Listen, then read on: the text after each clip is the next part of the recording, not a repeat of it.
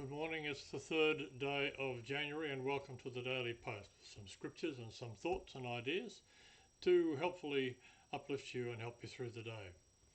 The scripture that starts this morning is from Psalm 1 and verse 6. For the Lord knoweth the way of the righteous, but the way of the ungodly shall perish. To read the Bible in a year, you need to move on through Genesis chapter 7, 8 and 9 and Matthew chapter 3. The thoughts of the day. Credentials on the wall do not make you a decent human being. Even when you think you have no more to give, when a friend cries out to you, you will find the strength to help. Our plans miscarry because they have no aim.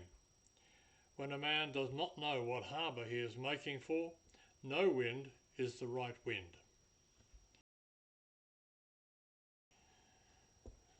The motivational thought for the day: examine your past difficulties and understand the lessons that have been shown to you. On this day, in 1521, Martin Luther was excommunicated by Pope Leo X from the Roman Catholic Church. This was for failing to recant parts of his 95 Theses, which started the Protestant Reformation. In 1777, on this day, American General George Washington defeated British General Charles Cornwallis at the Battle of Princeton.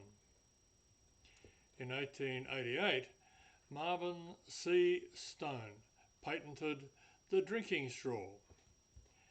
In 1899, on this day, the first known use of the word automobile in an editorial in the New York Times. In 1957, on this day, the Hamilton Watch Company introduced the first electric watch. In 1959, Alaska became the 49th US state on this day. In 1974, gold hit a record $121.25 an ounce in London. In 1977, Steve Wozniak and Steve Jobs incorporated the Apple Computer Company, Inc. In 1980, gold had moved from $121.25 an ounce to $634 an ounce on this day. In 1999, the Mars Polar Lander was launched. In 2018, the first bionic hand with a sense of touch for use outside a lab was unveiled in Rome. And in 2022, Apple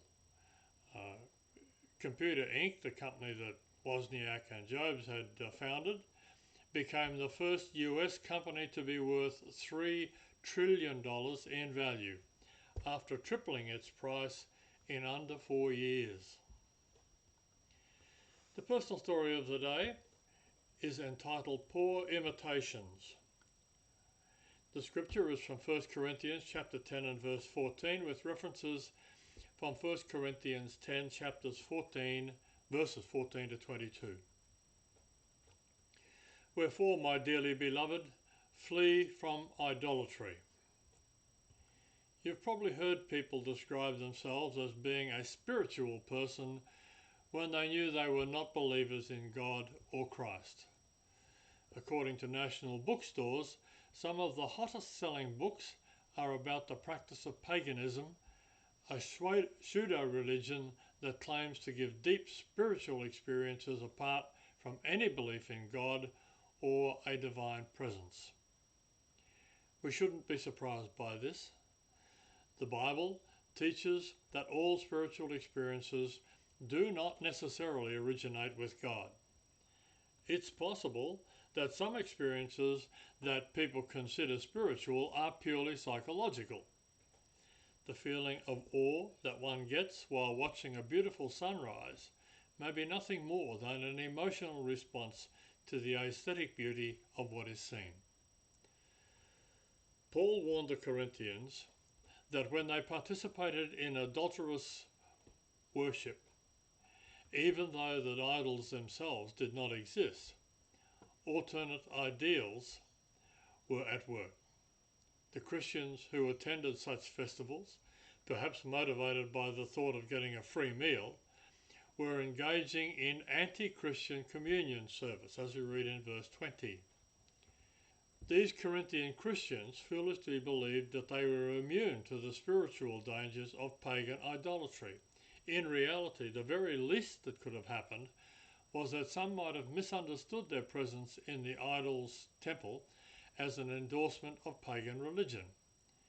Even worse, by participating in idol feasts, they exposed themselves to dangerous temptations, since sexual immorality was often featured at such events. They also opened themselves up to the real spiritual influences behind pagan idolatry. Paul's warning is clear. There are dangerous spiritual forces at work in the world today. These forces can deceive believers and unbelievers alike. Spiritual experiences are not self-validating. All spiritual experiences must be tested by the standard of God's revealed truth. Non-Christian spiritualism can seem very attractive and its experiences very appealing. Yet even the devil can appear to be an angel of light, as we read in 2 Corinthians chapter 11 and verse 14, similar to false prophets. The devotional thoughts of the day, the first, the cost of reality.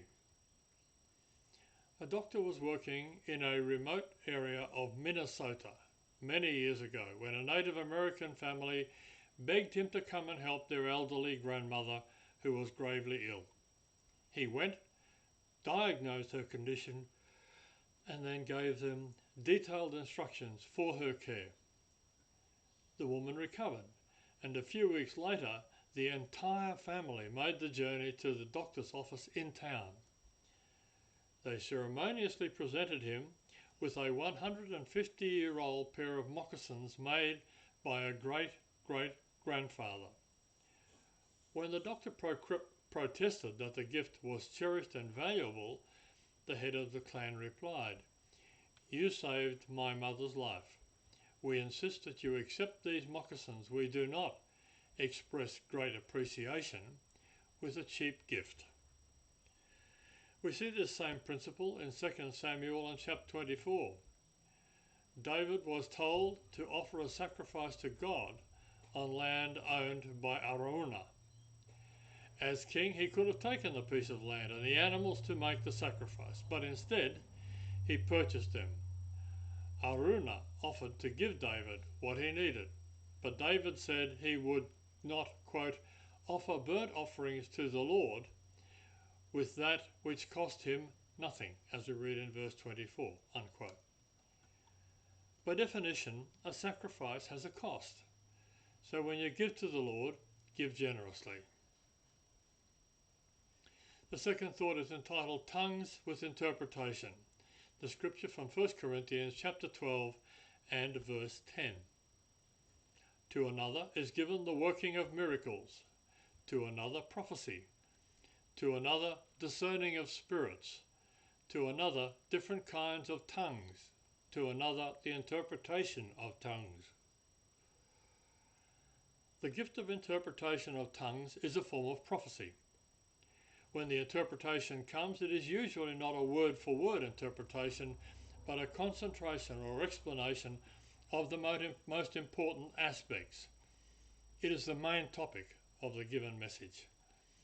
And when this message is heard by the one for whom it is intended, that person focuses more on the content of the message than on how the interpretation was given. Speaking in tongues for the purpose of building up our own inner man requires no interpretation. This is between God and us, and God understands. However, messages in tongues should not be delivered in a church service at the time of the voice gifts without interpretation, for the messages will not be a blessing to the church unless they are understood. The emphasis is not on speaking in tongues assigned to the unbeliever, but rather on the clear and effective message that the Lord wants to speak into people's hearts. His aim is to edify the church. The facts of the day. Queen termites are the longest living insects. They can live for 50 years, whereas the average household fly lives for about 1 month. The closing thought for today. Lord, teach me to always be grateful for the kindness people show to me. Thanks for being with us on this day. We hope that you have a blessed day and that the Daily Post will help and uplift you. We look forward to your company again tomorrow. Bye for now.